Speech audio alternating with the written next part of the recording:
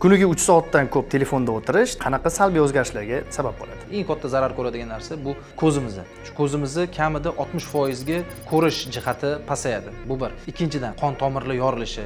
2 soatdan oshiq telefon o'ynaydigan bo'lsangiz, o'sha zahotiyoq turib bitta oynaga qarasangiz, o'zingiz bilasiz. Ko'zingizni chapki qismlarida, yon tomirlarida qizarishlar paydo bo'ladi. Uchinchisi nima? Bu ko'z yoshini qurishiga olib keladi. Ya'ni ko'zingizni yumganingizda ko'z namlanmaydi. Natijada qisqa vaqt ichida zreniya pasayishiga olib keladi. Xo'p, buning uchun nima qilish kerak deydigan bo'lsangiz, men sizga eng zo'r tavsiyalarni beraman. Birinchi navbatda 3:20 qoidasi. Ya'ni 3:20 qoidasi qanaqa bo'ladi?